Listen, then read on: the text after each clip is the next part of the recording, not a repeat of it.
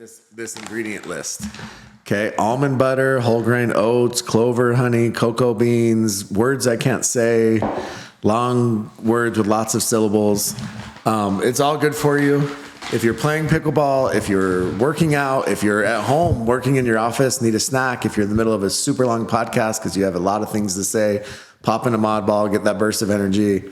You're not going to feel too full after. You're going to feel good about it.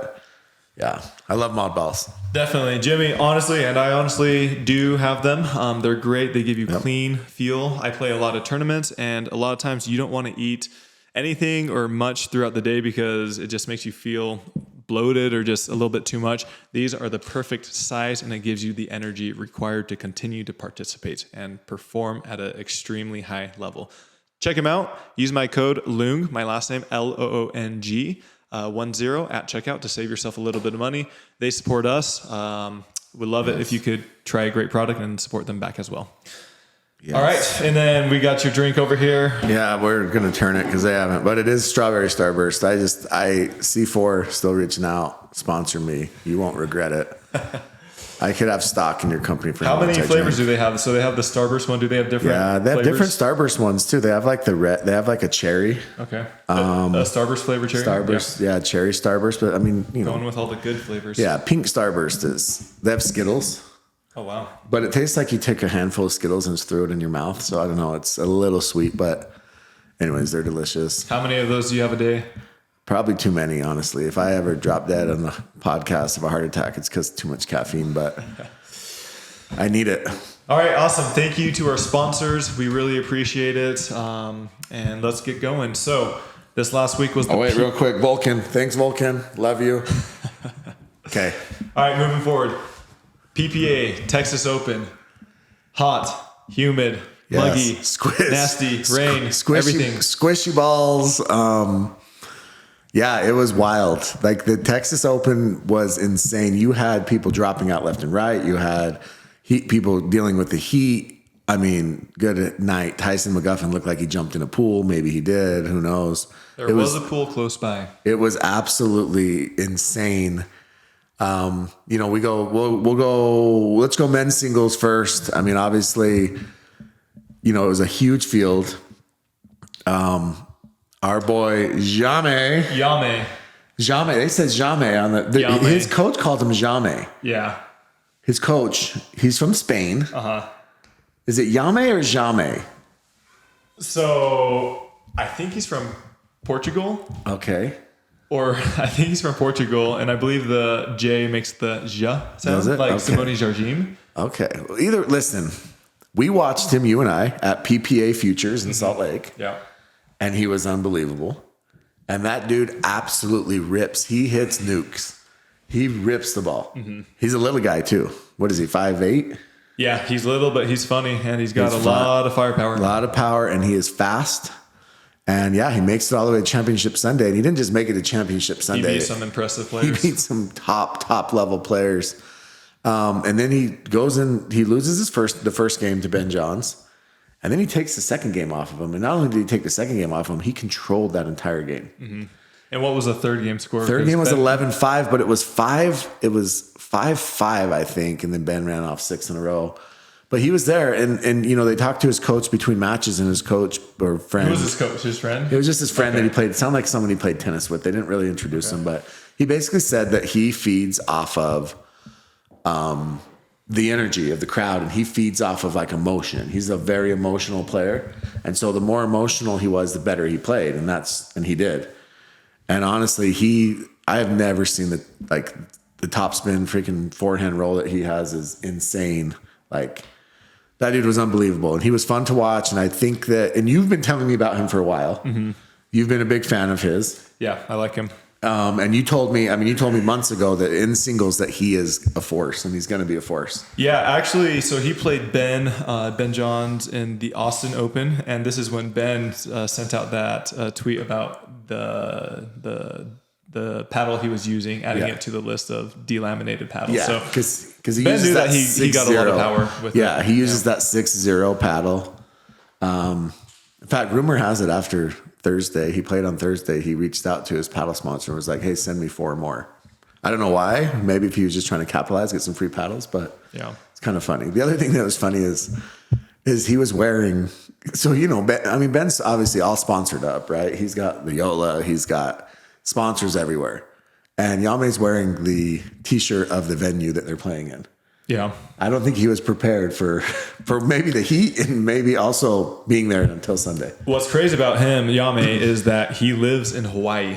Okay. And so whenever he travels, for the most part, unless he's staying here and traveling from here, which he is from Texas to California, but he's traveling all the way from Hawaii. Yeah. And so those trips are long, like 8 expensive. to 12 plus hours for the most part. Crazy, yeah. But hey, he's fun to watch, and that was a fun men's singles final. Yeah. It was really solid in singles. I think doubles, he's still figuring it out. They had a tough first one. They got beat pretty bad by I think James and Tyson. Yeah. And then they won a couple in the back draw and then ended up going out. Yeah. I mean, listen, we've talked about it before, but a lot of these guys, it's going to be singles first. Yeah. Especially the high level tennis players. Yeah, exactly. They'll figure out singles first. Interesting about him, the way is he played his tennis like at Hawaii Pacific. So it wasn't like he was this high level tennis player either. Like he's not playing at Vanderbilt like Ignatowicz or getting kicked off teams at Virginia like Alshon. Like he played at Hawaii Pacific. I mean, I can't imagine, I have a buddy that played at like some Shenandoah in Virginia, and I think everybody makes the team. Yeah. I don't know if Hawaii Pacific's the same, but yeah. Anyways, it's impressive. He's fun to watch. He's a really good dude, nice guy. Like I said, PPA Futures, he's a stud. So I'm excited to see how he elevates his game and continues to get better. Women's singles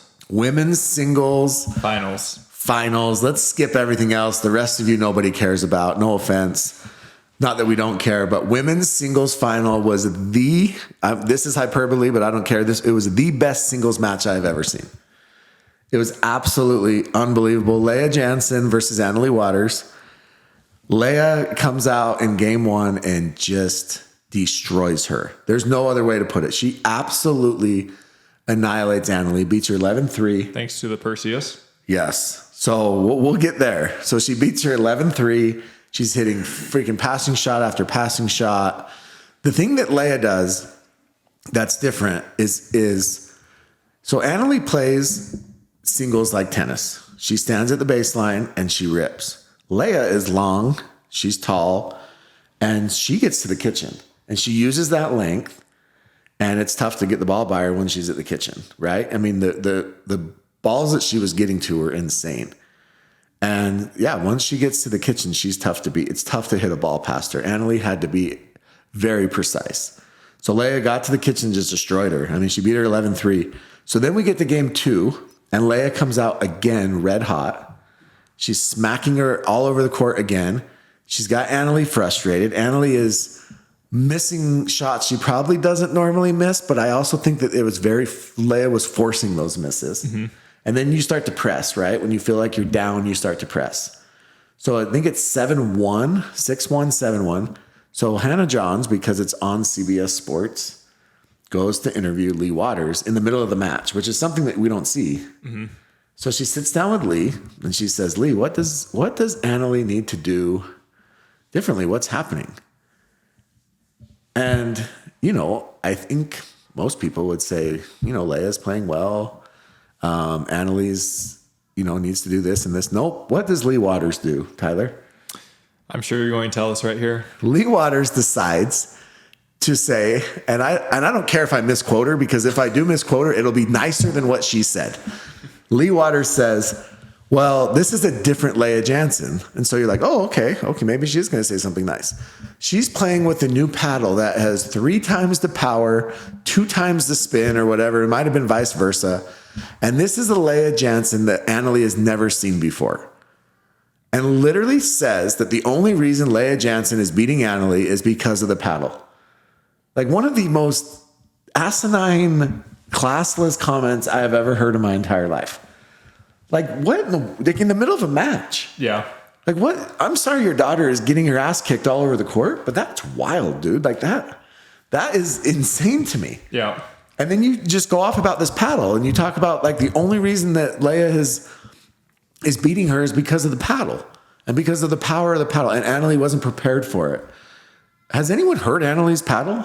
Good night. That thing is, if you don't think that that's one of the most powerful paddles on the market, like that, it doesn't even sound like a normal paddle. And it has crazy power. And so for you to go do that, and Annalie actually ends up switching paddles in the middle of the match, which I thought was interesting. I don't know if she went and got more weight on her paddle or she pulled out the delaminated one, who knows. But she switched paddles middle of the match. But for Leigh to sit there and say that was crazy to me. Like I was in disbelief. Yeah. Like, just let the game speak for itself. And then, to Annalie's credit, she comes back. She ends up winning game 2, 14-12. And Leigh had 2 match points in that game. She had 2 match points. I think she fought off 4, something like that, 2 or 3. But let's talk about this. It's 12-12. Okay. Game 2 or 3? Game 2. Okay. 12-12. Leigh hits a winner. Drags her foot on the kitchen line. Maybe. It's very, very, very close. I've seen a million still shots of it. I've seen people slow it down. I've seen them zoom in. And you can't tell if her toe's in the air or not. It's extremely close. Now, Alan Roman, who made the call, says he sticks by it, and he had other officials, referees, review it, and they all said that they would not overturn the call. But we know that overturning the call is completely different than making the call to begin with. I think, my personal opinion is, it's a 12-12 game, and you literally just inserted yourself and you just changed the outcome. I think if it's that close and it's not 100%, if she is not falling into the kitchen or if it's not affecting the shot, you got to let that go. Yeah. And I don't care if it's on the other side too. If it was Annalie, everyone knows how I feel about her. You still got to let that go. Like, you literally changed the outcome of that game because you thought you saw her drag a toe. You thought. And rumor has it the commission of the PPA isn't happy about that either. But the thing is you can't make that call in that situation. Yeah, they definitely need something to challenge that. Yeah, so they didn't have any challenges or something like that, or the cameras weren't good enough. Like, she should be able to challenge that. So what they did was, because it was on CBS Sports or YouTube or whatever it was, I can't even remember. They switched so many times on Sunday. But ESPN was starting at 4:00. So they needed to basically get that match over with. So they took away one of their timeouts and they took away their video challenge. Yeah. So it was tough to get the challenge. Either way, it's like, dude, you can't make that call. Like, yeah, that's tough. If she did, she did. But if it's like, you have to be 1,000% certain. Exactly. Yeah. And if she's on it, great. Make the call, do what you do, fine. But the fact that it's so, here's my point. If he doesn't make that call, and she gets that point, she wins the match, nobody goes back and says, oh my gosh, Alan missed that. Nobody does. But because he did make that call, everybody's like, well, look, he made the call, and you can tell that it's so close. So I don't know, that's tough for me. I struggle with that. But Leigh was unbelievable, absolute rock star. Like, Leigh slayed it. You're not biased at all, are you? I'm not biased at all. I don't like Leigh. But Annalie, she played great. Good for her for battling back. She did awesome too. Go watch that match if you haven't seen it. It honestly is one of the best, singles matches I've seen, men, women, anybody. But Leigh Waters, you're an idiot. Like, I'm sorry. That was you. Seriously. I'll give Leigh the benefit of the doubt. No, don't. Because Tyler, you can't say that stuff, dude. Like, seriously, you can't say stuff like that. What type of person, okay, so let me back up real quick. There's this Facebook post about Annalie, and they were like gushing about how Annalie goes and thanks the refs after every match. Do you thank the refs after every match? If I'm close by them, yeah. I try to. Yeah, so they were like, oh, I love that Annalie goes and thanks the refs. She was raised right, blah, blah, blah. Then Annalie's grandma, Lee's mom, gets on there, and she's like, I love that way more than any of the gold medals that she's won. The fact that she does that makes me more proud as a grandma than any medal that she's ever won. That's great. That's what grandmas say. She doesn't mean that, but that's what grandmas say. Okay. Well, maybe it skips a generation because your daughter literally just ripped a girl who was beating her for what? Like, I don't understand it. Like, you really go straight to the paddle? Like, that was wild to me. Yeah. It's crazy. Also, Annalie, go shake their hand, but we also have the meme of the century with you turning around screaming after you miss an overhead and yelling the F word right into the camera. Yeah, there's a lot of memes already with that. Yeah, so classic. Go check those out. They're kind of funny. Great. Yeah. You gave a couple people some memes of those. Yeah, there's some good ones out there. I mean, one of them might have been, I might have captioned a few of those. But anyways, point being, like, I just feel like you got to give credit where credit's due. And Leigh was playing out of her mind. Don't put it on the paddle. Like, that's so stupid to me. And I think that it looks dumb. And now Leigh Waters has got to go. Annalie's got to go play with Leia at MLP. Like, how do you do that? Like, if you're Leia Jansen, how do you put this all behind you? Because there's no way Leia's not offended by this. Yeah, well, luckily there's a week and a half. Yeah, that's great. Enough time to mend fences, huh? Yeah. Leia, demand a trade. Do it. Get traded. Anyways. That'd be interesting. Moving on to, I'm really passionate about that. I just couldn't Jimmy believe was it. heated. Hot takes Jimmy. I just couldn't believe that Leigh would say that. You're a grown freaking woman. Like, what is happening? Seriously. I actually think what she was trying to say, maybe, is that she's a totally different new person. Because of her paddle. Maybe. Not because of her game, but because of her paddle? Maybe. But I'll say this. I mean, when you get put on the spot, sometimes you say things that you don't entirely think out. Well, maybe. I mean, that family, it happens a lot. So, but they have been in the spotlight quite a bit. So yeah, you just can't, like, I get it. And I know that she was put on but you can't say that, dude. I'm sorry. Like, it's just bad karma. It's bad form. You're just a terrible person if that's what comes out of your mouth. Like, honestly, it's like Elise Jones says, you use a delaminated paddle knowingly, you're a bad person. You're a bad person. If you tell someone else that they're only winning a match because of their paddle, you are a bad person. Leigh Waters, you are a bad person. I'm sorry, but you are. Moving on. Okay, sorry. Doubles, anything there with doubles? Yeah, so doubles was fun. We got J-Dub and Dylan breaking through. Yeah, J-Dub and Dylan got the win over Matt and Riley. Honestly, they rolled them. I think it was like, 5-3 or something? Like, it didn't even seem close. Yeah, so I was there watching live, and J-Dub and Dylan, I don't know if this was their game plan, but I saw a lot of fastballs, a lot of quick action balls, a lot of volleys, quick points. I don't know, maybe 5-7 balls max average. Yeah, they were speeding everything up as quick as possible. Yeah, and they got through Riley and Matt, and then you and AJ got to the semis. We did. We had a close quarters, so we had two before then. Played the close quarters against Rettenmeyer and Jay. We actually had a small rain delay of maybe 20 minutes or so. But what are those called, by the way? Vader Pros? Vaptors. Those are insane. Those are... Like, don't you want one just to own one? Yes. Suck the water right off the court, like, literally, like, gone.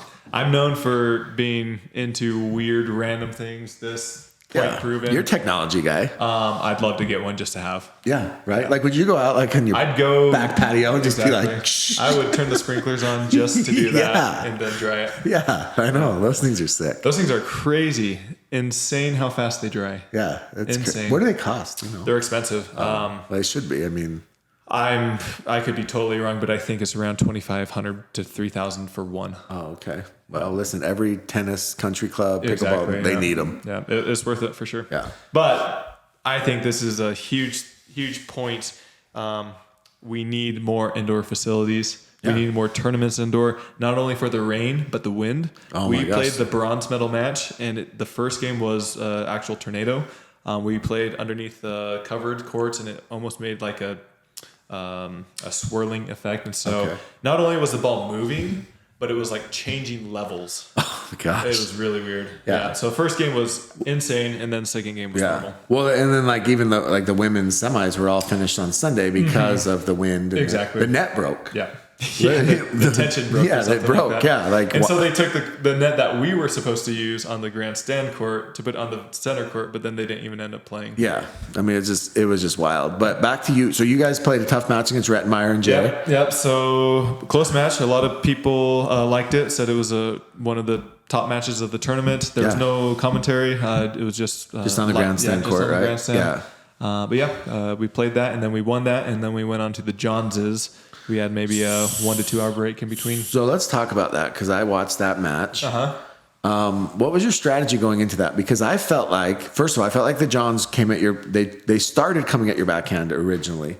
And there was some long dink rallies with you and Colin, you and Ben.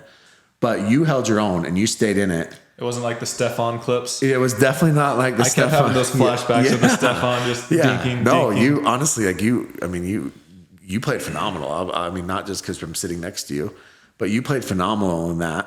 Thank you. But I think that because they were so steady that AJ, and we know AJ's really streaky. When he's on, he's on. When he's not, he's not. But I think because they were so steady, AJ started to force things a little bit, which you got to take your shots, right? You got to, because you can't just sit there all day. Yeah. But it felt like AJ started to force some stuff. He missed maybe some things that he doesn't normally miss. But still, you guys grinded out and had a tough battle with him. Like for 2 games, that was a long match. Yeah. Johns are playing extremely well. I think they're playing the best they've ever played.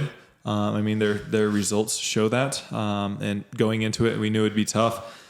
I don't think. You'd lob. How many lobs did you throw up that game? I was just trying to mix it up, and it was successful the first game. Second game, not so much. But I thought if I could only get it over Colin, then that kind of mixes them up a little bit. That makes sense. Yeah, and so I think we had our opportunities, but it didn't pan out. And they're tough because you have to be playing your A game. Yeah. Because they're almost always bringing their A game. Yeah. They're rarely missing thirds. I think AJ said they haven't missed 1/3 this whole match. They're rarely missing thirds, so that doesn't give you any points to play with. Yeah. And they just don't miss much. Yeah. Yeah. I mean, they played great. I thought you and AJ played really well. I would say that how well you played, it sounds stupid and cliche, but I think you beat anybody else, if that makes sense. Mm-hmm. I think that you would have beat Matt and Riley. I think you would have beat Dylan and J-Dub with how well you were playing. Obviously, different strategy, but I just thought you guys played extremely well. But Ben and Colin are just on another level right now from everybody else. Yep. Good for them. And then they went to the championship Sunday, and I did not watch that. They played J-Dub and Dylan. J-Dub and Dylan, in 3 straight. They won in 3, and it wasn't close. Like they just smacked him around. I think there's a couple of the top players who have mental blocks against certain players. Can I give you a hot take? Give me depends. I'm ready. Go for it. It's a pickleball hot take. Okay. It's not a. I got the censor button ready. It's not a bad human being hot take. I think that Dylan Frazier is better than J-Dub, and they should switch sides. I think that Dylan Frazier and J-Dub need to switch sides. Dylan should play the left. I could see that, and I don't think it would hurt to even try it. I don't know if they've really experimented with it. I've never seen him do it. I think that Dylan is better. He is past J-Dub. I don't know if that. I think there's a couple other people who would agree with you. And so Dylan should play the left. And I don't know. This is just my hot take of the day when it comes to pickleball. Who's got faster hands out of those two? I think Dylan does. I think Dylan's past him. I really do. I think Dylan Frazier is. Yeah, I think he's better than J-Dub. In fact, I think that Dylan Frazier and Riley Newman wouldn't be a bad team. Yeah. And Dylan wouldn't get rattled by Riley's wigging out. Anyways, just my thought. No, that's a good hot take. We love it. We love those hot takes. Yeah, well, there's more coming. So, yes, we'll go to women's. We'll switch to women's now. Women's, we have Annalie and Catherine playing Megan and Etta. So first of all, Megan and Etta beat Lacey and Anna Bright. Yep. In 2 straight? No, they ended up pushing it to 3. Yeah, the second game, to be honest with you, Anna Bright just elevated her game and she just grinded Etta out. Obviously, we're good friends with Etta. We love Etta. She grinded Etta out in that game. I don't know if it was the heat. I don't know if it was Anna Bright and Lacey's game plan against Etta and Megan? Honestly, they stayed away from Megan. Really? And they dinked Etta to death, and they sped Etta up, and they basically just kind of attacked her, and they just grinded her out. And that second game, I think Etta, she didn't play great, but then she bounced back in the third game. They ended up winning it. Yeah, they're just kind of grinding Etta out. They were just making her literally stay in points for a really, really long time. What was Megan and Etta doing? Were they going to Lacey? Yeah, they played Lacey 90% of it. I mean, as much as they possibly could. Yeah, they definitely played Lacey the entire time. And they had a good game plan. I think both teams had a good game plan. It was very evenly matched, and in the end, Megan and Etta ended up winning it. And then they had to turn around and play Annalie and Catherine.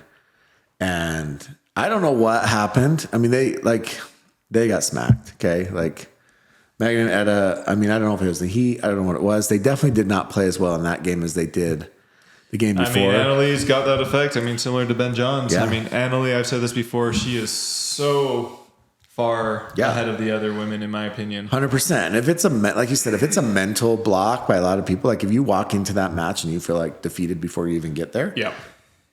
I think there's a lot of players who do that. They Yeah. say, "Oh, I'm playing Ben Johns. I'm playing whoever it is. I've already lost." Yeah, and I so want many to. players do that. Yeah, and it was like 11-1 was game 1, 11-3, and then in game 3, I think they were up 5-1, Etta and Megan, and then they ended up, Annalie and Catherine turned it on. But the interesting thing is, and I don't want to cause drama here, but Shocking. But I mean, Megan and Etta, we both live in Utah. They're friends, right? Like everybody thinks that they're an insane partnership. I mean, Dane Gingrich, frick, he loves them. But he works with Etta. Yeah, he coaches Etta, so that means she's the best player on the planet because he coaches her. Anyways, they zoomed in on them after the match, and they were both sitting there. They didn't say a word to each other. Mm-hmm. They didn't look at each other. And Megan grabbed her stuff and walked away. Like at the end of the match?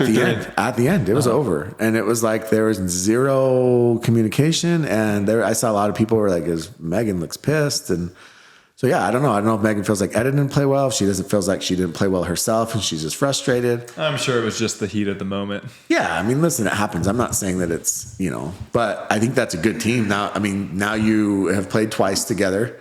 You've won you played multiple times on the Pioneers and you've done very well. Go Pioneers. We had all 4 reach the semifinals. Yeah. That's insane. Yeah. So you guys, obviously, they played very well together on the Pioneers. They won Red Rock. And now you make the finals, you make the gold medal match, the Texas Open. I think that Etta and Meg need to drop everybody else for the rest of the year, and they need to see how far they can take this partnership. Do you know if they have more scheduled? I think they do have more scheduled, but I know Meg has like one more with Georgia. I know she has a couple with Anna Bright. I want to say she's playing with Vivian. So I'm not, so I think that Meg is pretty spread out for the rest of the year. But I just think, I don't know, or maybe next year they just commit to each other for 6 months and see how it goes. But I think that it's a good partnership. I mean, this year it's weird when you're planning for pickleball tournaments, you're looking into the future, and this year it's already halfway over. People are going to start looking for next year. First half of absolutely. Next year. Yeah. Like let's talk women's real quick. Obviously, Annalie is going to either play with Catherine or Anna Bright, right?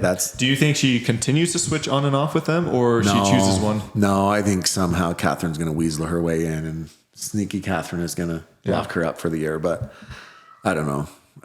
I don't know. We'll see what happens. But I think that Anna also, she has Vivian Glassman, who's one of her best friends.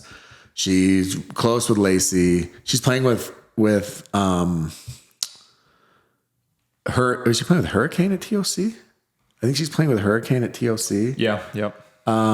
She's playing with Megan. So I think Anna likes the diversity and like playing with different people.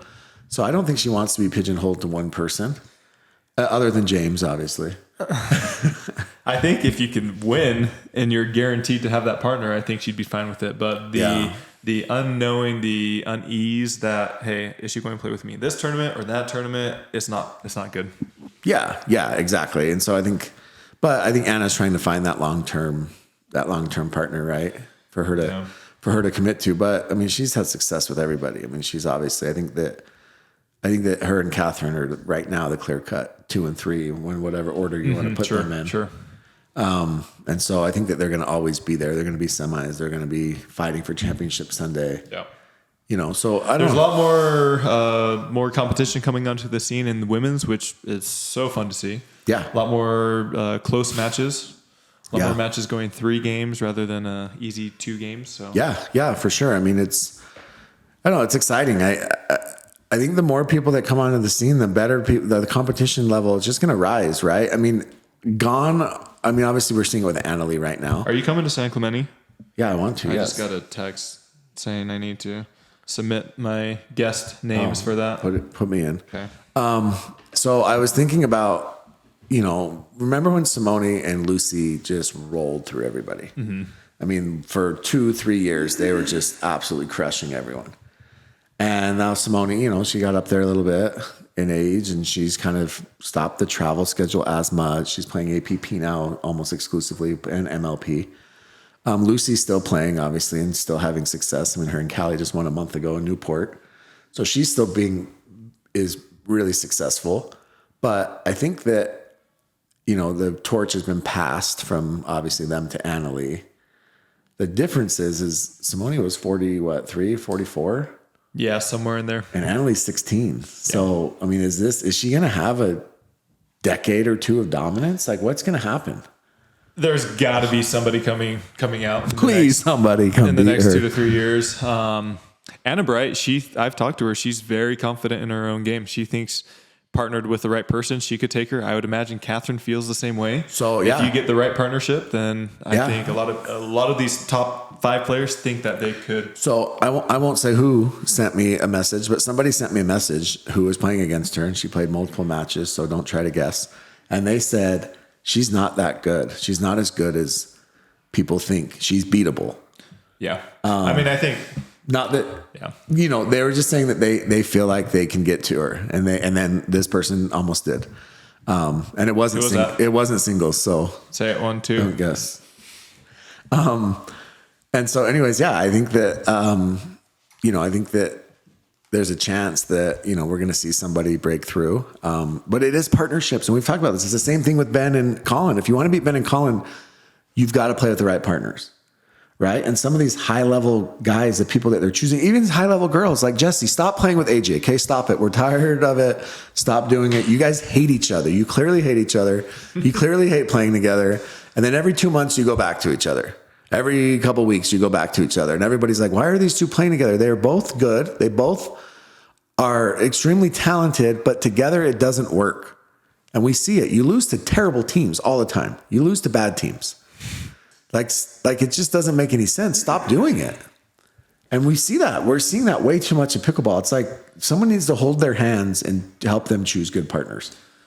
Yeah, there's some players who, I don't know if it's the friendships that they have or they just think that they could do well with them, and so they're just giving them one more chance. But not only that partnership, but I think there's a couple out there that you're like, you both are good players, like you said, but they continue to play with that same partnership and it just doesn't seem to work out. No, and I think that you don't need to be cutthroat and you don't need to be shady and sneaky like Tyson and Catherine when they drop partners. Mm-hmm. But I think that if you have a clear cut, expectation, right? Leia had a clear cut expectation with Elise. She said 6 months. 6 months, let's try it. 6 months came and went, and she was like, look, it's not working. I'm out. And that's okay. Like, I don't see anything. Communication is key. Yes, exactly. And I think there's some other partnerships out there that are going to be interesting. I think that Anna and Hurricane will be interesting because I think Hurricane's probably we've talked about 6 months away from breaking through into that top 5 to 7, top 10 range. Yeah. She's getting very good. I think that Vivian Glassman has a chance to be very good. Denver, Leia and Lucy are playing together. That's going to be very interesting. Mm-hmm. There's going to be insane length on that court. Yeah. Absolute insane. The towers. Yes. Tall. Yeah, their average height is 5'10", 5'11". Yeah, we're gonna have the twin towers on that court, and I think that partnership, it'd be interesting to see how they do because I think that could be a decent team, right? I think Anna and Megan. If Megan's playing as well as she is, and she's playing with Anna Bright, that could be a force. Yeah. But you've got to try it out, and you got to figure it out, and you got to see what works. I mean, men's side, same thing. You and Jay have one coming up, right? Yeah, we're playing San Clemente, me and Jay de Villiers. Yeah. De Yeah, so you and Jay are playing together. You and AJ obviously have had success in the past. Yeah, he's fun. I mean, everybody knows this, but he's just his ceiling is so high. When he's on, he is so fun to play with, and he dictates the point right away. Yeah. He's controlling the point. 100%. He's got that backhand flick. And so, it's the risk. It's what you need to know going into certain partnerships. You need to know how one person plays and how they don't. Yeah, absolutely. So I don't know. I think partnerships are always going to be fickle. It's always going to be interesting. And I think a lot of people don't want to hurt friendships, and they don't want to hurt friends, and they don't want to upset people. I know that your mixed partners in the past, we've heard, Jillian Braverman doesn't like playing with you and you roll your eyes, and we've heard other people say you're arrogant, but just throwing it out there, Hurricane is begging to play with you again. Begging. I had a great time playing with her. I think we're going to get a couple more in this year. Yeah, she absolutely loves playing with you, and she said, please. Because I turned my back before I rolled my eyes. Yeah, smart. You don't show it. That's smart, actually. See? So anyways, it was great. Texas Open was unbelievable. Honestly, it was one of the best events of the year, I think. I felt like the competition overall was just... Yeah. You don't know what's something funny is I played a lot of matches, and normally the day after I'm really sore. It was hot, humid, everything like that. You'd think I'd be sore, but No. yesterday I actually wasn't that sore, and I wonder if it's because it was so hot. I was talking to my wife, and she said maybe it's because it was so hot. Like when they do hot yoga, they're not normally sore the other day. Because it was so hot there. My body Should felt. they do that? Should they do hot pickleball? Like you play inside a sauna, and it's like whoever lasts the longest. Yeah. We should come up with some sweating. random. Yeah, well, Tyson would win that, the sweat competition. Dude, that was nuts, bro. Like, I don't know if you saw that. Like, I'm not like. Well, I think he posted a stat that it said like 20 shirts, 5 shorts, 3 shoes, something like that. Yeah, like, that's insane. Like, how do you travel with that amount as well? Well, he's got that huge Louis Vuitton bag that he makes Meg carry. But, dude, honestly, it was wild. Like, he really looked like he jumped in a pool. It was insane. I mean, Tyson's not the only one. There's 2 or 3 that come to mind. But Johnny Goldberg, you expect it, right? Like you expect it out of Johnny Goldberg, right? But yeah. Anyways, we played Goldberg. You did? Yeah, our second match. Johnny Goldberg gives every amateur in America hope that they can be good at pickleball. He bagged me. He got me square on the He chest. did, dude. He said that's the spot. I love it. See, I love it. Listen, he has that weird, he holds the paddle kind of funny. He's obviously a big dude, a little bit, I'd say his BMI is probably not average. And he, I don't know, he's not like insanely successful as a pro, but he still hangs and he's not terrible. He's good to have on the side at the tournaments. Yeah. And he's a funny guy. Yeah. Yeah, I mean, but he gives everybody hope. They beat Steve Deacon and Scarpa. Oh, that's right. Yeah. To play you guys, huh? Yeah. See, so yeah, Johnny Goldberg, props to him. Yeah. His BMI. Well, I'm just saying, like, I don't want to, he's big boned. All right, wow, we have so much more we're going to talk about. We're going to skip some of it. Wait, let's talk about one other thing that happened this weekend, Kay. It was so stupid, like literally the most ridiculous thing on the planet. But Riley Newman releases literally a statement. I look like he made it in Photoshop. I don't know. It looked like he did it himself. But basically on tapping paddles. And he released this official statement that he's no longer going to tap paddles between games. He will tap your paddle at the end of the match, but tapping them between games is stupid. First of all, just to be clear, that's already been done. Like somebody else has already done that, and they already talked about that like last year. So he's not like he's new and innovative and being funny, but Leia already said she wasn't doing that. She hasn't been doing it for a while. Mm-hmm. But then Riley actually did tap paddles in his matches, which actually makes me fun. Which is actually funny. He did? But he did in one of his matches, yeah. But he was already at the net, so in his defense, I think that, maybe it's just old habits die hard. But when him and Matt played Ben. That was funny. Yeah. Riley walked off, and Matt literally gave Ben, like, the biggest hug ever, like, full-on hug. Like, but he just went above and beyond the paddle tap, and he's like, look, you don't want to tap, fine, but I'm going to hug this man, and we're going to... I think that makes it more awkward for your partner. Yeah, and I think if your partner's wanting to tap, then... Yeah, and I think that's what Matt was like. Yeah, and then I don't know if you saw when Ben and Annalie played the Newmans.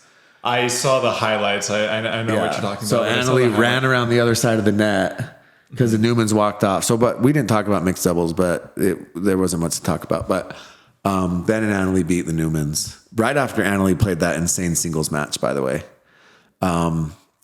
That's and Ben basically covered most of the court. Annalie looked completely gassed, but good for them. That's a good win. The Newmans did take a game off of them.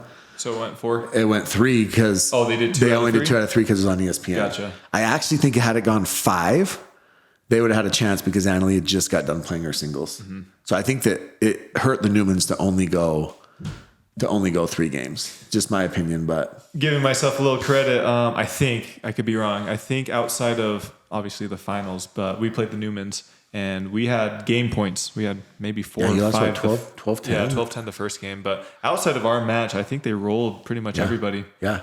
Yeah, they played great. I mean, she's just a defensive specialist. Like, she's so good defensively. I heard Hurricane bag Riley a couple times, though. Maybe, I can't remember. Maybe a couple times. Good. That's always fun. Makes it fun. Anyways, yeah, she's just so good defensively. Both of them are. And they just, honestly, they will stay in the point as long as they can. And it's really hard to end a point, especially with a hot, humid day and a squishy ball. Yeah. The Newmans are going to be tough to beat. So, anyways, yeah, when Annalie and Ben won one of their matches, Riley walked off. He wasn't tapping paddles, and Annalie ran around to the other side of the net and tapped Ben's paddle. Mm-hmm. You know, it's kind of funny, but did the crowd laugh? I'm sure those friggin' lovers of them and their pink laughed. Everybody wear pink, and then she didn't wear pink. That was the best. She wore pink in that game, but in their first singles match, she didn't wear pink. So that kind of made me laugh. But anyways, moving on to what do we got? MLP? Yeah, I mean, we could talk about whatever. We got MLP, so I mean, there's still San Clemente this week, and then MLP is the next week. Yeah. I think a lot of eyes are on MLP. So one thing we'll tie this in together really quick because we kind of joked about this, but Sunday you literally had to go from YouTube to CBS Sports to YouTube to ESPN. I think that's how it went. I may be losing track, but I think it went YouTube, CBS Sports, YouTube, ESPN. That's wild. And I get it. And I get the PPA is trying to get exposure and they're going to take exposure any way that they can. But I don't have the exact numbers. I think before the year started, they thought the CBS Sports would have panned out a little bit better, but I don't think the exposure is all that they thought it would be on CBS Sports. YouTube has been popping off. People love it on YouTube. Yeah. It's so easy. There's comments. Yeah. It's so easy. YouTube comment section. Wow. Listen, just go back and read the comments. It's worth it. The commentary is insane. There are some absolute a-holes in there, and there's some very, very funny people in there. Also, shout out Odoth, not Odith. Odoth and Hey Shay, YouTube. They're YouTube mods now. So how did they get that? I have no idea. They have naked pictures of Connor or something. But they got to get you being a moderator. The fact that they are YouTube mods is amazing to me. It's their dynasty. It's their world. And we're all PPA shouted them out. Did you see that? Oh, yeah. Yeah, PPA shouted them out as mods. Yeah. Yeah, so anyways, so good for them. But yeah, so the streaming thing is wild. So I think that the nice thing about MLP and also because it streams so much, the replays kind of suck. Let's be real. Mm-hmm. MLP has that different technology, right? Does Boxcar still do MLP? They were doing it. They were. I don't think they did the last one. Okay. Well, MLP just seems to have better camera angles, better technology. They also probably spend a lot more. Yeah, they probably spend a lot more money. Exactly. But it just like the replays look so much better. Mm-hmm. It's just more clear cut. It just feels like I think the PPA productions come a long ways from Ruben holding his iPhone up, standing on the sideline, holding his iPhone, streaming it live on Facebook. But you don't think that happened? No way. You don't remember those days? I love Ruben. I love Ruben too. Do you not remember those days? I don't remember Also, shout out his dad, Thomas. Thomas is a big fan of the pod. He's active on Twitter. Oh, yeah. But he's a fan of the pod too. He also loves you. He loves him some Tyler Loom. But I remember going to the Vegas Open, the one that they do on top of the plaza. Have you ever been to that one? Oh, yeah. So first of all, don't ever play in it because it's like on the cracked rooftop of the plaza. Yeah, it is right next to the pool though. They keep saying they're going to resurface it. They maybe did finally. If they resurface it, it's insane. It'd be amazing. But honestly, the courts are terrible. Like it's literally the cracked roof on top of the plaza in Vegas, 190-degree heat. Yeah, like it's always hot up there because you're on the rooftop. You got the pool right there. The pool is right next door, so you can jump in and look like Tyson if you want, and then come out and play. But I went and played the Vegas Open once. This is a true story. This was a couple years ago, and it was Braxton and Ruben, and that was it. That was the only people the PPA sent, and they were setting it up until like 4:00 in the morning just by themselves. They were out there, and then like my room overlooked the courts, and it's like 4 a.m. and I hear dink, dink, dink, and they're out there playing, and then the music is going.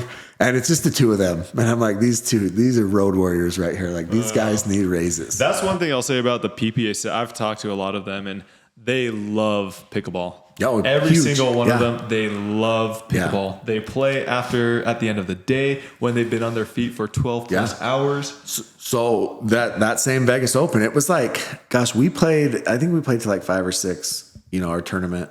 It was over. Everybody goes and eats, it's Vegas. We're all doing our thing, right? It's probably like midnight. Mm-hmm. And we come back and the lights are still on. And the people that I was with were like, well, let's go out. Let's just go hit some. So we go out to hit some, and here come Braxton and Ruben. Yeah. And then a bunch of other people. Next thing you know, they're like, come over to the center court. So next thing you know, it's like midnight, 1 o'clock, 2 o'clock. We've got music going. The lights are on. Yeah. And we're just, it was one fun. thing that I really like. It's fun to see, and they love talking smack. They love wagering their meals and whatever. Yeah, it's awesome. Yeah. So those are good dudes, by the way. So anyways, MLP, are you pumped? Are you excited? I'm stoked. This is sad. Let's just skip San Clemente, dude. Nobody cares about San Clemente. It's the warm up for MLP. Yeah, and everyone's playing with their MLP partners. A lot of people are. Yeah. It's sad because the way that MLP is this year is there's 2 seasons. This is the first season. This is the last tournament of the first season. So I most likely will never be on the exact same team that I'm on right now.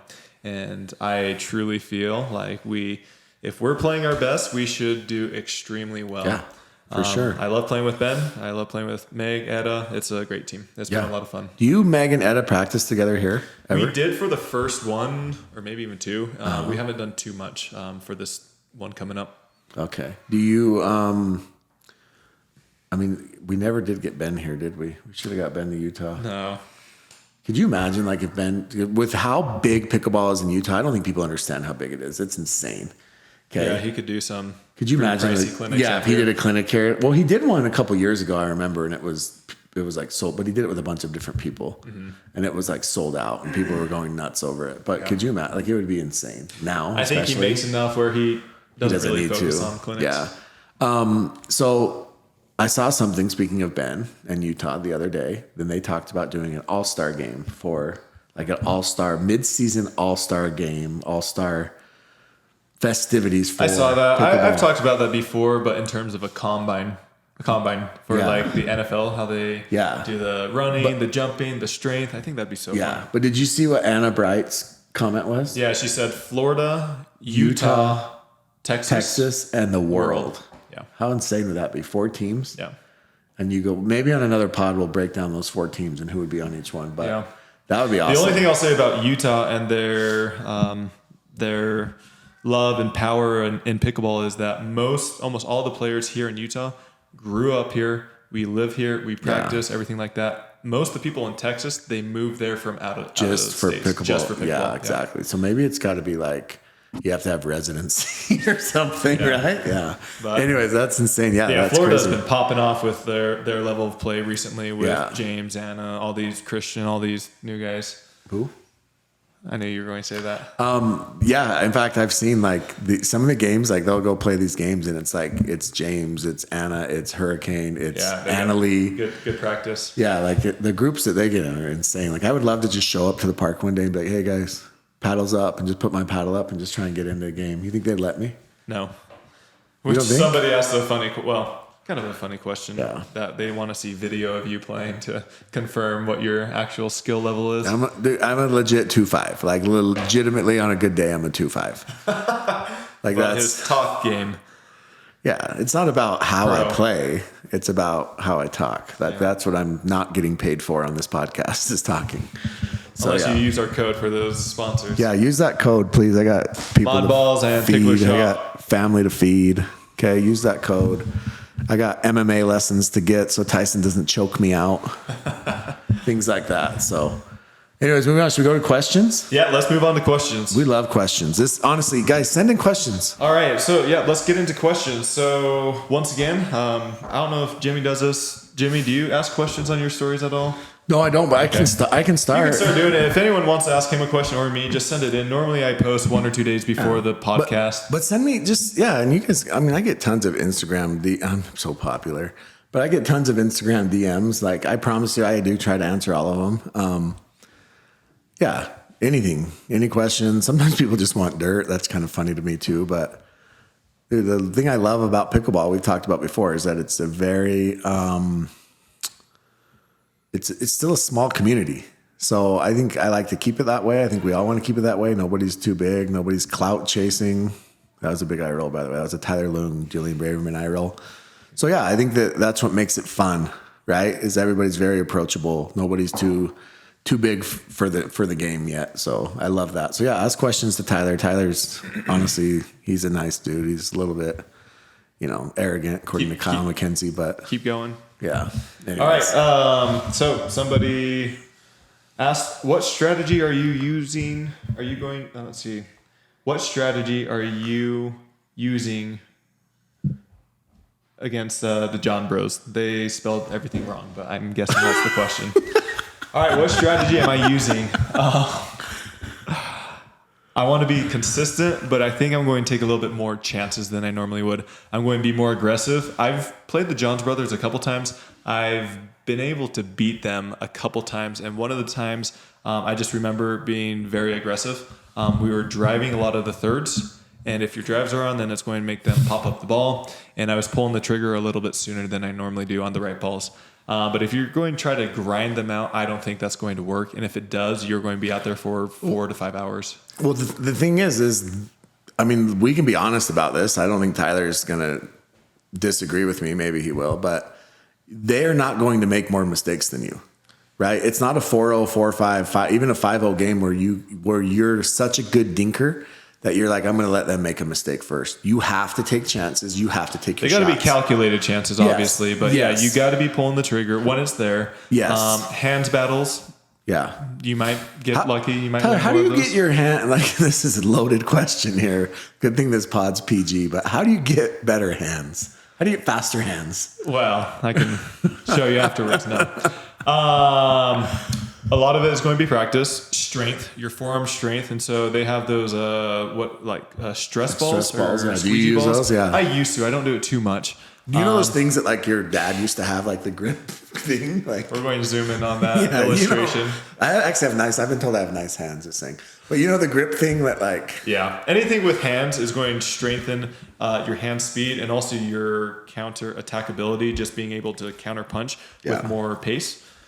And then practice. I like to do a lot of hands battles, going cross court, going down the line, mixing it up, just going straight down the middle. But anything that you're doing where you're getting those hands involved is going to be extremely beneficial. Awesome. All right, moving on. Sir Paul Douglas said, didn't see you in singles. Was there a problem with the paddle being approved again? No, there was not. I was not planning on doing singles. I am planning on doing singles in San Clemente. Now that my paddle is approved, I'm planning on doing... I don't know, maybe 5 to 10 singles tournaments a year. I don't want to be doing every single one, but I do want to be doing the major tournaments. And also shout out Paul Douglas. He's a local. He runs a lot of local tournaments here and always huge success. So anybody that grinds out tournaments as a tournament director deserves all the kudos in the world because that is a horrible job. Moving on. Opinions on ball machines. Do you use one of these? So I've used the Lobster. I've used it before.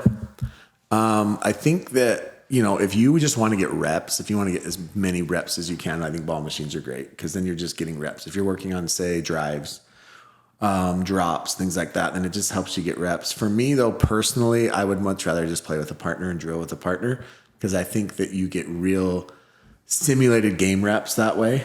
But yeah, if you just want to, you're like, I just need to go hit 100 drives, 1,000 drives today, whatever it is. Yeah, ball machines are great. I just hate picking up the ball after, but whatever. So yeah, do you have one? I don't have one. I haven't really used one much. I would give similar advice that Jimmy just gave. If you need the reps, if you're working on a specific shot where you need to dial it in, go for it. They're great. They're kind of pricey. But like Jimmy said, if you can get somebody out there, it's going to be better. Having that real person across the court from you, seeing the different spin, different variety in balls is going to be more beneficial. But if you need to work on a specific shot, go for it. Pickleball's that weird sport where, like every other sport we practice, right? And I know the pros practice, okay? But every other sport, like baseball, right? You have a baseball practice. Football, you go to football practice, and then you play a game. Pickleball, more people want to play games than practice. It's just what it is. And so I think you don't see as many people practice or drill. You see some, not saying they don't. But like the one thing that Ben and Colin Johns always talk about is they drill way more than they actually play. Yeah, I find that a little bit interesting. Drilling is super important, and a lot of pros do it. But actually, when I first started, I played so many rec games.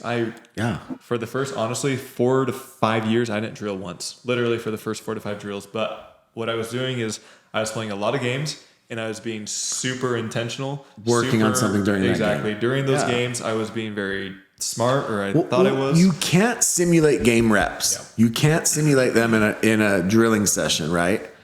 And that's why, like we talked about those, all those players in South Florida, right? And even in Utah, right? You have a really high level group that you play with. And that helps you. That definitely helps. Yep. Like you said, real match experience. Yeah. Trumps hours on the court, in my opinion. Yeah. Is there any video evidence of Jimmy playing pickleball? Is it as fire emoji as his hot takes? I got a couple of me bagging him. Oh my gosh, there's a video of Tyler Nasty Nelson. Oh gosh, maybe we'll post that. Hopefully just because I'm embarrassed. Upload that on the video. I'm embarrassed, but listen, I'm a very average pickleball player. I'll be honest. I used to play a ton. I was playing all the time. What was your highest level? 5.0 or 4.5? I played some 5.0 tournament, but like, let's be honest, like, dude, I'm a self-proclaimed 5.0, like I'm a 4.5 guy. Like when I was playing a lot, I could hang, depending on the day, but right now I literally play like once a week at the most. Yeah. And there's just dudes out there and this was me at one time, but they have so much time on their hands. They're in every single tournament. They're playing every single night for several hours a night. And it's hard to keep up with those guys when, you're not putting in the same amount of time. Like you see these dudes that you're like, I used to smash you. You were terrible. And then they just pass you because they're putting in way more time. And so one of the questions I get asked is, what defines a great player, a good player, or somebody who's at the top? And I think it's somebody that can consistently play at their peak. Yeah. As Jimmy said, there's people, he could go out there, maybe one game out of 5, do well. But those 4 out of 5 other games, he's not going to do well. Exactly. And you see that a lot in pickleball where you might see Ben Johns get upset, but most of the time he's not going to lose. Yeah. And that's what I tell people is somebody who's able to perform at their peak time and time and time again. It's funny because and that's actually so true because I just played the other day and I hadn't played in a couple weeks and I played and I came out the first game and I just slayed it. Like I'm not even trying to be cocky, but I was just insane. Like Ben Johns would have got wrecked by me.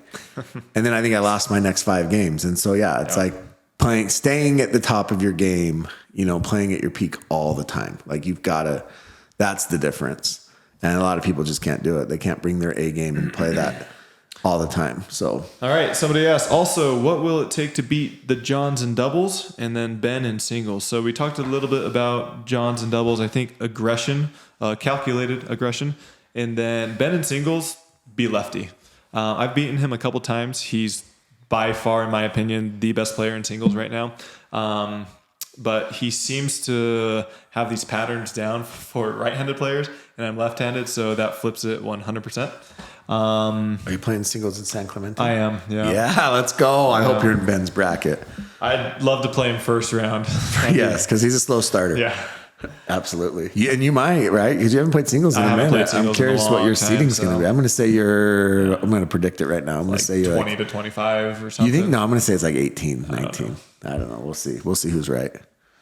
Oh, this was a continuation of that question. What makes the Johns that much better than the rest? Do they really have a higher pickleball IQ? We talked about it. Yeah, I mean, they do. I don't think they have a higher pickleball IQ. I think that they're so calculated in everything that they do. But I don't know if anybody heard the mid-match interview with Colin when he was talking about when Ben was playing Jaume.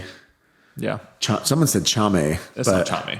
It's definitely not. So you're wrong. But when they were playing him, he said literally in the middle of the match was like, yeah, so we reviewed film from Austin when Ben played him last time. And these are the things that we noticed. Like, I mean, they're watching film like they have a notebook. They have this infamous notebook that has notes about, I think it's just on his phone, but Ben's a technology guy too. Yeah. But it has notes about every single player and tendencies, and this is how you play them. And so, yeah, they're just very, very calculated. And then you combine that with just having insane skill set and insane work ethic, and they're tough to beat. One of my tennis coaches said, tennis is easy. Once you figure out, the hard part is figuring out the game plan. Once you figure that out, it's all about execution. Yeah. So yeah, they try to figure people out. They already have the tools. They don't need to generate more power. They don't need to make more dinks. They just got to figure out how to break down their opponents, and they've got a good read on most of their players. Yeah. Like this is kind of dumb, but I coach a football team, like a 3rd grade football team. My son's on it. Shout out Kingston and Kaysen, his buddy. They're absolute ballers. You can see them in the NFL someday. But anyways, and I promise you that we can figure out a game plan against anybody. And we can figure out their weaknesses and we can figure out their holes. Strategy, baby. And their strategy. Yeah. The problem is the hardest part about all of it is the execution, right? Like everybody, what's Mike Tyson say? Everybody has a game plan until they get hit in the mouth. Plan B. Yep. And then that's it. Like it's, you know, and the Johns are right now, they're able to figure out and execute, and that's tough to beat. We've talked about this before. What rank do you think Anna Leigh would be in the men's divisions? 90. Just leave it at that. She'd be higher than that. How do angles work? Okay, just singles? I think she'd be like 30. I think she'd be in the 30s. What, singles or doubles? In singles, I think in singles there's just too much foot speed, too much power. I think she'd be in the 30s, 35. I think in doubles she actually would be a little bit higher because she'd have a partner that could help her. All right. Somebody asked, how do angles work in singles? More specifically, how does your return affect how you? They didn't finish the question. Angles are very important. In singles, you really need to have accuracy. It's all about passing shots. Once you get up to the net, you're just playing with these windows. And so you're picking on the down the line and sharp cross court. And so target practice for singles is really beneficial. How do angles work? Yeah, I mean, not much more to say on that. How do you balance dad life and being a pro pickleball player? Oh, that's a good one. Is that from Britt? No. Oh, okay. I don't know who it's from. Okay. It's tough. I mean, there's times where it's easy. I think I compare it to other people's jobs. There's a lot of people who travel for their work and they're gone 2-3 times a month. And that's just how it is. I'm fortunate enough where I just do pickleball. And so when I'm traveling, I'm gone. But when I'm in town, I'm able to spend that time, for the most part, 100% at home. Obviously, there's a few other things I'm involved in, but for the most part, I'm able to spend time with my family. If I'm traveling 1 to 2 times a month, that's ideal. There's been a couple times where it's been 3 or maybe even 4 times a month. That gets really difficult. Well, you just said, like, you just got home yesterday, Sunday. Yep. And then you leave on Wednesday, and then you come home on Sunday. Well, you're gonna most likely I'll come home on Sunday. Well, you're gonna be on championship Sunday, so you'll probably come home Sunday night. And then you leave again, going back to the exact same place on Wednesday. Yeah. So I mean that's wild. So I mean, in a matter of 10 days, you're traveling 3 different times. I mean, that's got to be hard. Yeah, this is a tough stretch. In July, we kind of have I don't even want to call it an off season. It's like 4 weeks or something, 3 to 4 weeks or something like that. That's nice. Which goes to the point. I think a lot of people at the pro level are wanting fewer tournaments. It's not the physical exhaustion; it's the mental exhaustion. It's traveling. It's so many tournaments, and it's not like you guys aren't like an NBA team and you're traveling freaking private and we're getting all our hotels, we're getting our cars, we're getting our food, we're setting up all the amenities. Yeah, you're doing all that yourself. Everything's commercial. Like it's a grind. Yeah. Like it is a grind to be. You guys are road warriors. Yeah, 100%. You need a personal assistant. Seriously, you hire me. What's your rate? Free? No. Well, you pay for travel, and I will travel for free. Yeah, I think it needs to slow down. I mean, I always bring up tennis. I mean, if you're in the top echelon of tennis, they have 4 Grand Slams, right? Yeah. They have 4 Grand Slams, and then they have a couple major tournaments outside of that. Yeah. And at the moment, I mean, pickleball's got this year they have I think 25 PPAs. Yeah. And that's not including MLPs or any side events or anything like that. Yeah. I talked to Pearl the other day and they said that they calculated they will be gone 30 weekends this year. 30 out of 52. That's and I guess if you're single, I mean, that's still a lot, dude. That's a lot. And not only for the players, but for the fans. I don't think it has the same luster if you're playing every single week. 100%. If I lose a match against somebody, as bad as it is, all right, I'm going to beat them next week. Yeah, but it's money making. It's all about the money. Yeah, but they could make the tournaments bigger and put more money into those. Wait a minute. Did you not see that graphic they sent out? Which one? They sent out this graphic. I'm sorry. Yeah, someone must have had fat fingers because it said that every PPA match has 9 million views. Can't be every match because, sorry, sometimes I get on YouTube and there's like 900 people, but that was weird. And then it said that every tournament has a 4-day tournament has at least 100,000 people show up to it. That's not true too. Let's just be real. Yeah. And then I can't remember what the other one was, but I was like, okay, maybe total all time forever. There's been 9 million views. Yeah. I will say unless you're PPA's counting been everything that's on they ESPN. make a good amount from YouTube, their ad revenue. Yeah, they should, because honestly, YouTube's like, I was never really a big YouTube guy until PPA. Like, that's their bread and butter, and people love YouTube, and they love that it's on YouTube. And like you said, it's easy access. And YouTube, the best part is I could be in my car on my phone, I could be at a restaurant, whatever, and I could pull it up. Yeah. I mean, not that we can't with other streaming services, but it's just easier. Yeah. All right.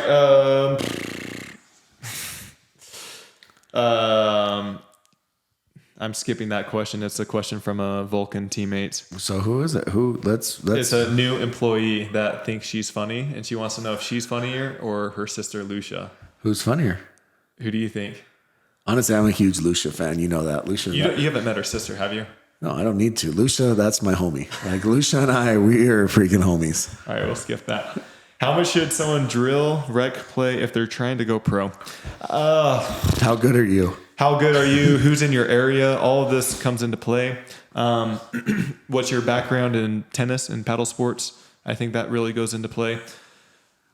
I told Jimmy this last time. Like, he talks about Tyra a lot. He's obsessed with her, but she's playing a lot of pickleball right now. I think everybody goes through that phase where they're nonstop playing, minimum of 3 to 4 hours a day or 4 days a week. That's what I was doing for the first couple of years. I think that's what most of the pros are doing still. Yeah, I just think Tyra's going through what we talked about, right? Like you said, when you start, like when I started playing pickleball, I was playing nonstop every game. I never said no to a game. Yeah. Ever. And Tyra lives in South Florida. And so, yeah, she's getting invited to play with Anna Bright and James Ignatowicz and freaking Dave Carvalho, who's nutty. But all these people, Annalie, Christian Alshon, all these people. And so, yeah, Who was the last one? I don't know. He actually didn't play this weekend. I wonder if he had a pearl hearing. I think he did singles. Oh, did he? I think he just did singles. Oh, nobody saw it, so it's fine. So she's getting invited to all these games, and she's trying to obviously become a top level pro, and so she is not saying no. Mm-hmm. And and so she's playing literally 12 hours a day sometimes. Yep. She told me that when she travels, she plays 6 to 8 hours, even when on the road. And like, she played all the way to 5th place singles. And she wanted to play after. And then you told her no, because I was tired. You were tired, and she stayed. Yeah. She didn't tell you this, but she stayed and played mixed for several hours after, and then woke up the next morning and played in a tournament. Yeah. But we've all gone through that, right? Yeah. We've all been there. And so I think eventually you have to learn to pace yourself, because I believe Annalie plays 2 hours a day. That's it. Yeah. Yeah, I think 2 hours is great. Yeah, yep. But I always tell people you've got to be purposeful. Like, yes. It sounds cliche, but you've got to be intentional. There's so many players who go out there, and that's fine if this is their goal, their game plan, but they just joke around. They have fun, and that's fine. But if you're truly wanting to get better, you've got to be serious. There's even some pros who go out there and they just kind of pull shots that they would never even consider in pro matches. Yeah. And they're doing it in rec games. And if you're really wanting to elevate your game, I don't think you'd be doing that. Yeah. So it all depends on your mindset, on what you're wanting to do. All right, last question. To tap or not to tap is the question. We kind of talked about that a little bit. I would just say briefly, I'm fine either way. I don't think you should go out of your way to make a point one way or the other. For example, if you're up at the net and the other team's there, tap paddles. If you're far back at the baseline, I don't think you need to run up to the net and make a point to tap paddles. No, yeah. Thoughts?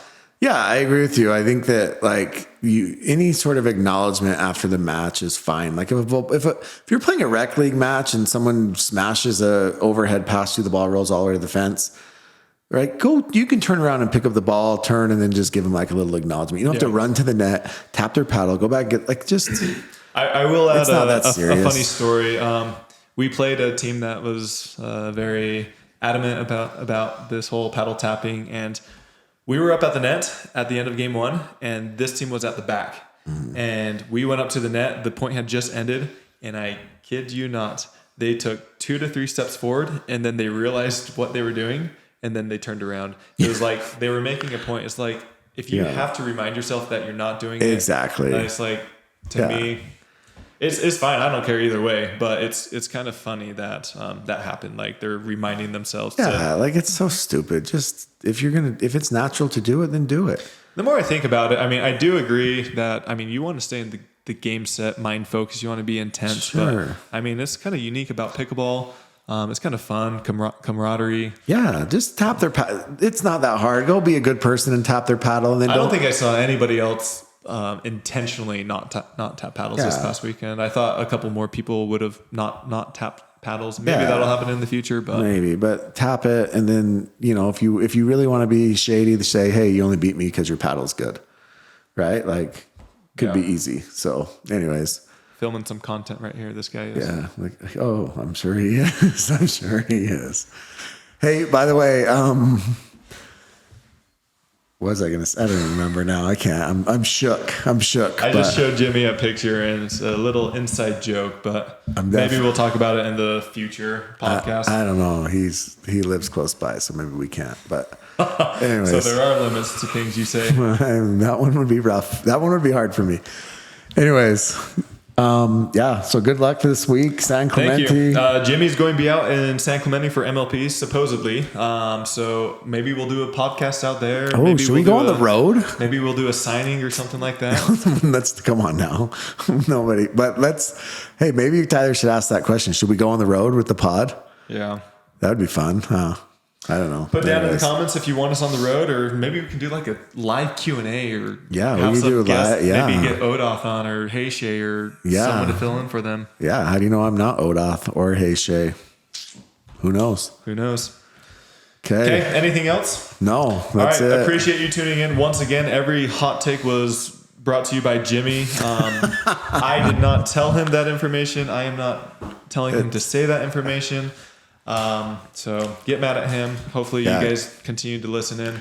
We never plugged this that much, but make sure to like and subscribe. A lot of you guys who watch this are actually not subscribed to the YouTube channel or podcast. Pound that subscribe button. Get on your kid's account, pound it. Get on your wife's account, pound it.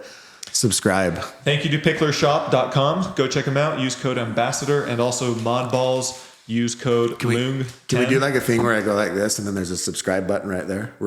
Subscribe. Boom. Got it? Okay. Alrighty. Thanks, guys.